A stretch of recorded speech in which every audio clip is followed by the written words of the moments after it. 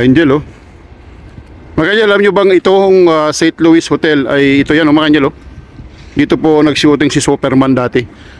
Yung Superman 3. Ayan, mga Angel, ayan. Ayan, mga Angel, Superman 3 Hotel. Yan. Woohoo! Ang Biscuit Basin na sumabog na geyser noong July. So Canada immigration o Canada border po tayo, mga Angel. So yos.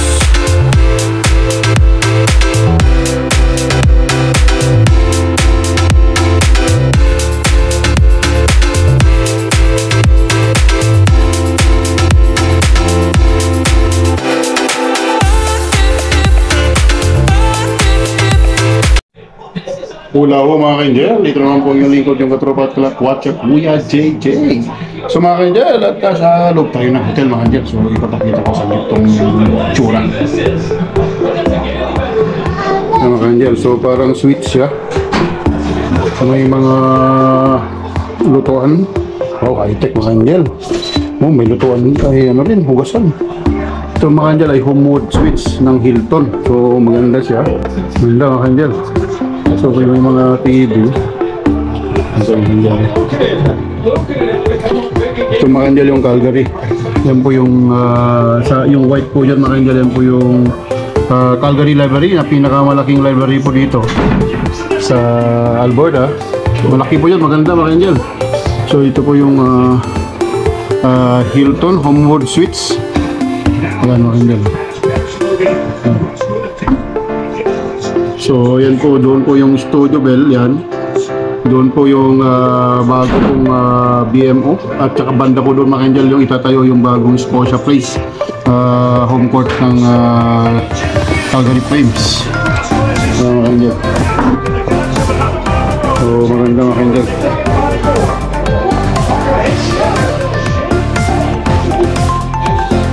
Ganda mga Angel, oh. Oh. Oh, ganda. Daming mga parang bahay. Parang isang bahay na rin, mga Angel. Oh, ganda, oh. Sosyalin, mga Angel. Wow. Ganda ng... Angel, mag-ano tayo? May breakfast tayo, oh. Parang Malacanang, mga Angel, oh. Oh, tingnan mo yung dito yung City of Calgary, mga Angel, oh. Yun yung para kanila. Yan yung library.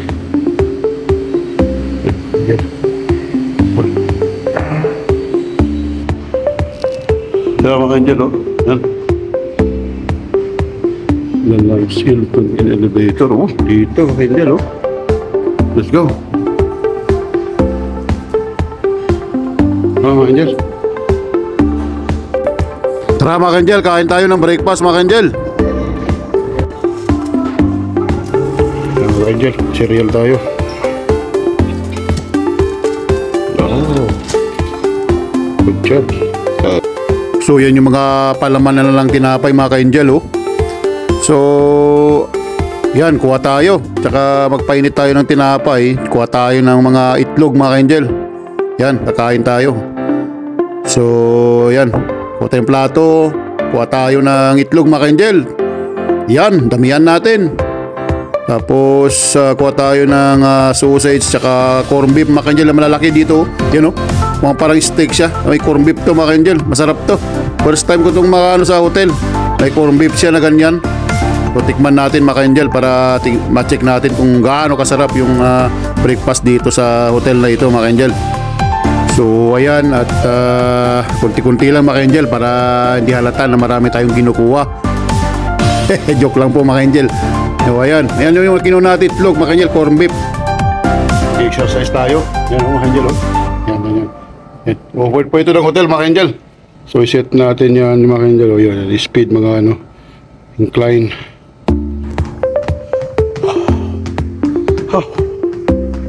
Alas mga Angel.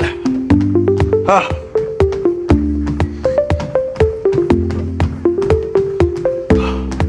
Maganda to mga Angel, exercise para lumit ang mga tiyan natin. Gumanda ang ating tawan. Healthy. Tama ka dyan.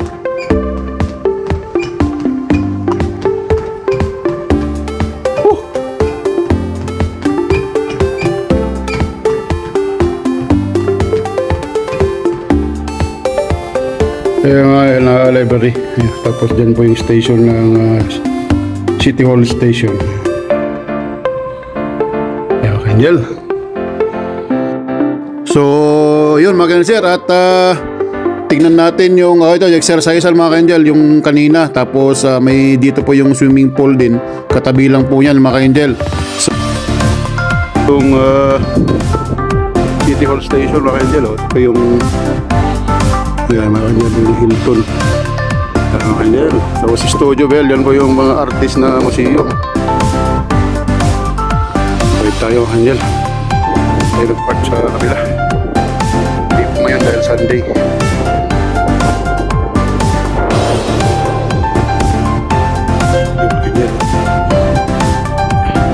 Angel, dito po nag-shooting ang Superman 3 sa hotel na ito. Yan, St. Louis Hotel mga Angel, oh. Yan. So ayan mga Angel, at dito nag-shooting yung Superman 3, si Clark Kent, dito sa hotel na ito, dito sa St. Louis Hotel. At yan, makikita nyo po yan sa internet mga Angel. Pagka isearch nyo po yan, makikita nyo na dito sa hotel na ito ay lumabas si Superman. Yan mga Angel, oh. Yan, nakikita nyo. Ayan, maglagay ako ng isang picture na isa sa mga kumbaga proof na nag-shooting dito mga Angel. One eternity later. So ayan mga Angel, at mag-drive na tayo at bibisitahin natin yung isang bagong Filipino restaurant or fast food dito sa Northwest Calgary para i-check natin kung gaano kasarap yung kanilang manok mga Angel at saka yung mga ibang menu nila. So ito mga Angel ay nakikita natin na sa mga posting nila na crispy po yung manok mga Angel. So tara, samahan nyo kami mga Angel at i-discover natin yung pinakabagong fast food o restaurant dito sa Calgary ng isang Pilipino mga Angel. Okay, let's go! So ayan mga Angel, at iikot po kayo dito sa downtown Calgary, dito sa 6th Avenue. Ito yung isa sa pinaka-major or busiest thoroughfare dito sa downtown Calgary.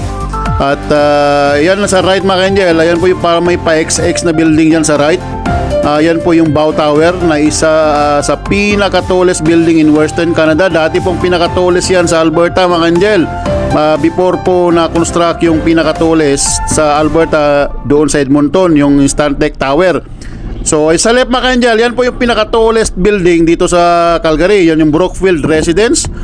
So isa sa mga pinaka-tallest building din po sa Western Canada. Ibig sabihin po pagka Western Canada mga Angel, that includes the British Columbia area, especially dito sa Metro Vancouver.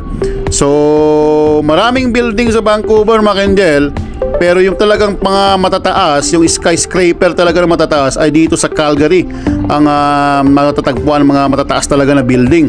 So of course meron din sa Edmonton. So mostly dito sa Calgary, Alberta. So ayan mga Angel, at ito makikita yung mga bridge na yan mga Angel, oh, yung parang bridge na nagko-cross o nagko-connect sa mga building. Picture na po natin yan, at yan po yung tinatawag nilang plus 15. So ang ibig sabihin niyan ay ito po yung world record na the most extensive sky bridge in the world mga Angel. So ibig sabihin yung mga bridge na nagdudugtong-dugtong ay pinakamahaba po. Pagdudugtungin nyo lahat yan ay pinakamahaba sa buong mundo mga Angel. So yung plus 15 mga Angel ay ulitin ko ay world's most extensive pedestrian skywalk system. So ang lahaba po mga Angel ay 16 kilometers or 10 miles na nasa around more than 86 bridges na nagko-connect po sa more than 130 buildings as of 2022 mga Angel. So ganun siya kahaba talaga, at alam nyo mga Angel, yung part po na pinaka-busiest area ay 20,000 more than pedestrian per day ang kanyang counting ng mga taong dumadaan sa plus 15 na ito mga ka-angel. So talagang bakit po ito na-construct mga ka-angel? Isa sa mga dahilan dahil snow country dito, kaya para hindi na po mahirapan yung mga tao na magpalipat-lipat sa mga iba't ibang building or offices o condominium dito sa downtown Calgary. So ayan po mga ka-angel, yan po yung plus 15 na pinaka-world's longest pedestrian skywalk sa buong mundo mga ka-angel. Isa na namang record dito sa Calgary, Alberta mga ka-angel. So yun mga ka-angel, additional information lang po about sa Calgary. At ito, going back po tayo kanina doon sa na-picture ko na about sa Superman. Alam niyo mga ka-angel, 2 beses nag-shooting dito si Superman. Sa yung Superman 1 mga ka-angel noong 1978, ginamit po yung Calgary Tower at isa sa mga kumbaga highlight ng isang metropolis, yung parang skyline ng isang city. So during that time ay yung Calgary ang pinaka parang nag-i-start na nagbo-boom. At after that may ka-angel, kaya lalong sumikat po yung City of Calgary after po ng Superman na yon na shooting noong 1978. At doon po nag-start na talaga yung pag-boom po ng Calgary. And that's one reason na nakilala po yung Calgary mga ka-angel ay naging host po siya ng Winter Olympics mga ka-angel. So Winter Olympics noong 1988 dito sa City of Calgary mga ka-angel. So tuloy-tuloy ang pagbo-boom po ng Calgary after those shooting ng Superman at saka yung pag-host niya ng Olympics mga ka-angel.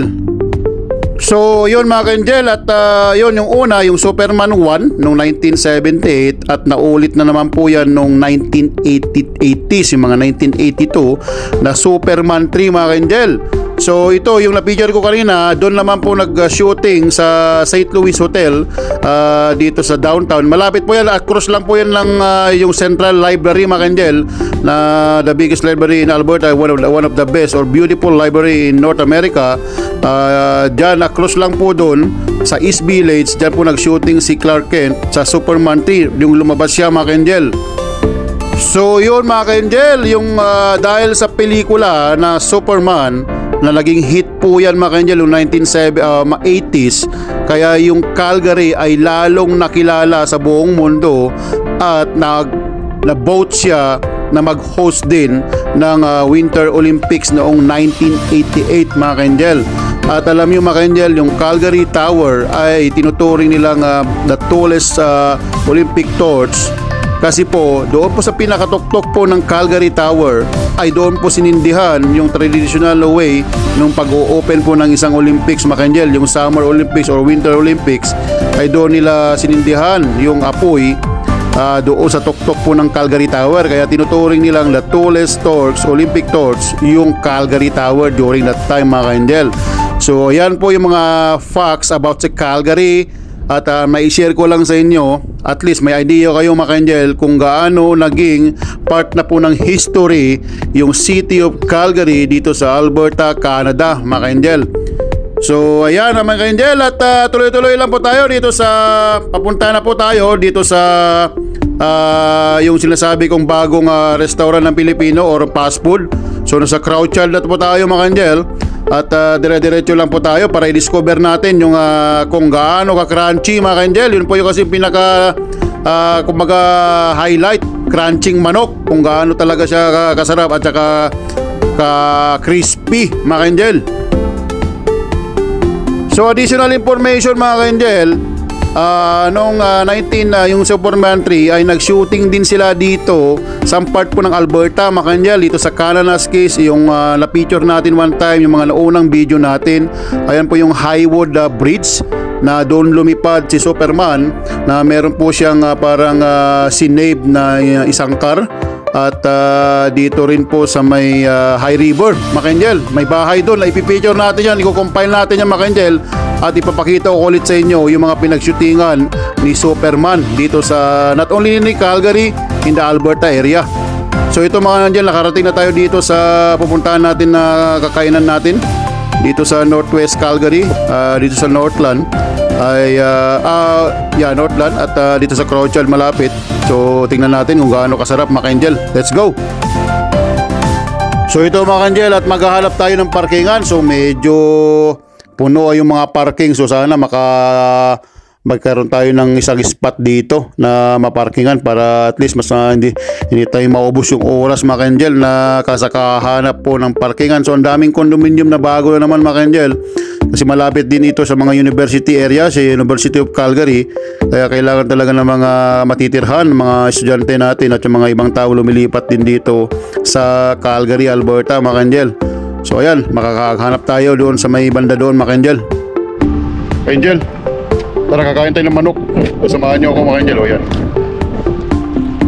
So bagong bukas po na chickenan dito sa Calgary. Parang Filipino style. Tingnan natin, discover natin kung gaano kasarap mga kanjel. Ayan po, puro crispy chicken. Wala mga kanjel. So ayan yung mga menu nila mga kanjel. Oh. Yan. Tignan natin yung mga menu nila mga kanjel. Oh, ayan oh. So may mga wings, chicken. So may mga tea din sila mga kanjel oh. So ayos. Mukhang masarap dito mga kanjel. So dito po yung area nila oh. Yan, meron silang second floor mga kanjel. Meron din sa first floor na mga tables. So bahala na kayo kung saan kayo pwesto mga kanjel. So ayan, check natin yung order natin sa baba mga kanjel. Kasi maraming pila kanina. So talaga masarap siguro mga kanjel kasi maraming pumapila. Yan mga French sa translation mga kanjel oh. Yan oh. Yan, chicken you love. So kukurot sa puso lang mga kanjel. So ayan, Tagalog nga talaga dito sa restaurant na ito mga kanjel. Ewan nyo no. Puro. Yan mga kanjel oh. Kaya sarap mga kanjel. Ang laki ng manok.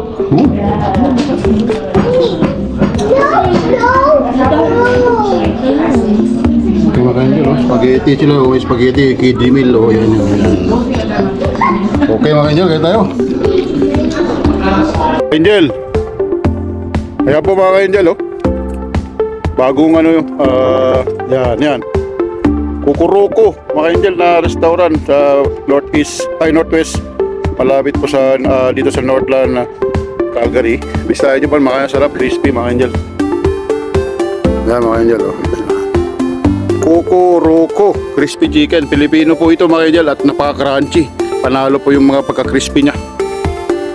So yan, parang Popeye, parang Jollibee. Okay mga kanjel, let's go. At explore tayo ulit. So yan mga kanjel, at tapos na tayo kumain. So napakasarap nga mga kanjel. Crispy. So bisitahin nyo po yan mga kanjel dito sa Northwest. I-search nyo lang po yan. At makikita nyo sa map. Meron din po silang branch din sa Edmonton mga kanjel. So yan, at okay kasi at least may mga ganito tayong restaurant na dito sa Calgary. At hindi lang po dito, sa iba't ibang lugar. At lalo nating mapipil yung Pilipinas pa rin mga kanjel kahit malayo tayo sa Pilipinas. So ayan mga kanjel, at sa Crowchild pa rin po tayo. At dire-diretso tayo, babalik tayo doon sa downtown para bisitahin natin yung Central Library ng Calgary na isa sa pinaka-beautiful library po sa Canada at North America mga kanjel.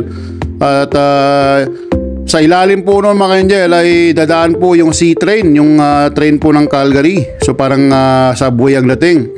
At katabi lang po yan ng mga station po, yung City Hall Station, yung Central Library na yun mga kanjel.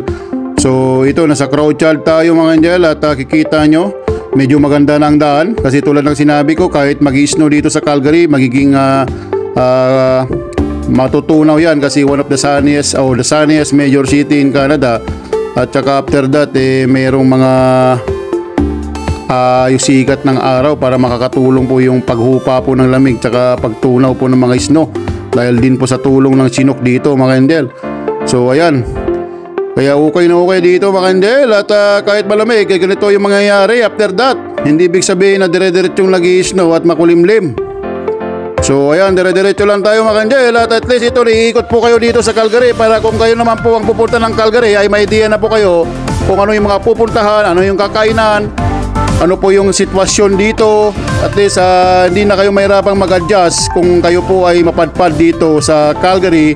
Hindi lang po sa Calgary mga ka-angel, yung mga Alberta area, Edmonton, kay mga other cities. At tulad ng sinabi ko, hanggat kaya natin, i-share natin yan, i-discover natin lahat ng mga lugar-lugar. At pagpalain tayo nawa ng Panginoon na mabigyan tayo ng mahabang time at ma-health para ma-explore natin lahat dito mga ka-angel, para may idea kayo. At at least madali kayong makaka-adjust kung ano po yung life dito sa Canada mga ka-angel. At hopefully makapunta rin po kayo dito mga ka-angel. Calgary Library na tayo. Yan. Sa loob, papasukin natin yan. Okay mga ka-angel, let's go. So ito po yung Central Library ng Calgary, isa sa pinaka-beautiful and largest library po sa Canada at saka sa North America. Nasa around 22,000 meters po yung area or 240,000 square feet po. So yan po yung Kyle Library mga ka-angel. At yan, at ito muna ang video natin mga ka-angel. At salamat po sa panonood. Don't forget to subscribe to my channel, Discovery Angel, para tuloy-tuloy po ang ating paglalakwat at pagbigay po ng information po sa inyo lahat mga ka-angel. May God bless you always po, at thank you very much po sa panonood at pag-subscribe po sa akin. I really appreciate po, at hanggang susunod po ng mga video natin mga ka-angel. At i-upload na natin ulit yung mga Colorado escapade natin sa US in the coming days para mapanood po. So pasensya na po, minsan hindi po tayo nakapaload ng araw-araw. Super busy po talaga ako mga ka-angel. At thank you very much po ulit sa panonood at pag-subscribe. Thank you. God bless po mga ka-angel.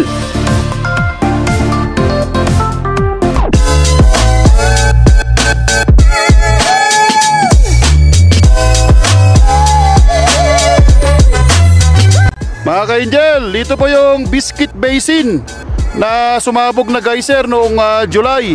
So binalikan natin at tingnan natin yung itsura.